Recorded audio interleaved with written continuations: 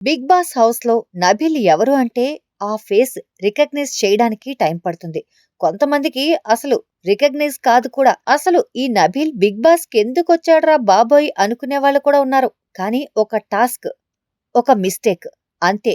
ఇప్పుడు నబీల్ హౌస్‌లో హీరో అయిపోయాడు. సాక్స్ టాస్క్‌లో నబీల్‌కి అన్యాయం జరిగింది. సంచాలక్‌గా ఉన్న ప్రేరణ కన్‌ఫ్యూజన్‌తో తీసుకున్న డెసిషన్ నబీల్ నెత్తిన పాలు పోసినట్టయింది. వాంటెడ్‌గా కాకపోయినా ప్రేరణ బ్లెండర్ మిస్టేక్ చేసింది. హౌస్ మేట్స్ మధ్య గొడవలు పెట్టడానికే బిగ్ బాస్ ఈ టాస్క్ పెట్టాడా అనే డౌట్ కూడా వస్తుంది.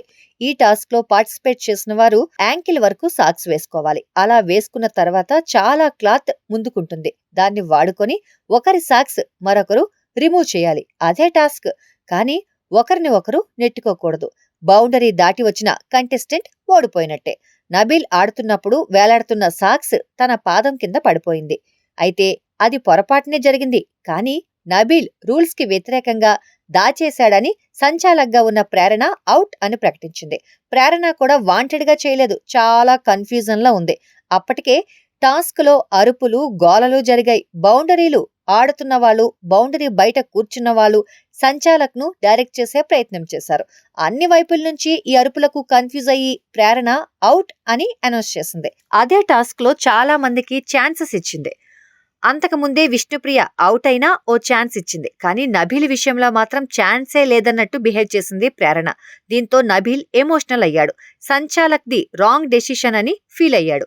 ఓవైపు ప్రేరణ డెసిషన్, మరోవైపు సొంత క్లాన్ నుంచి కూడా సపోర్ట్ లేకపోవడంతో బాగా హర్ట్ అయ్యాడు.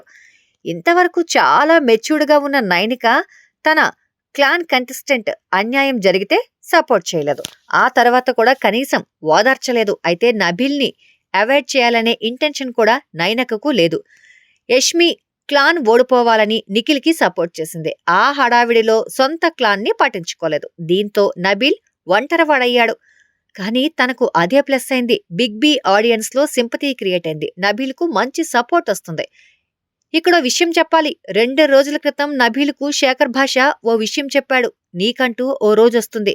ఆ రోజు నీ శత్రువు ఆడిన కన్నింగ్ గేమ్ కి నువ్వు బలవుతావు. అప్పుడు నువ్వు జెన్యూన్ గా ఆడితే నువ్వే హీరోవి అవుతావని అంటారు. శేఖర్ భాష చెప్పింది అక్షరాల నిజం.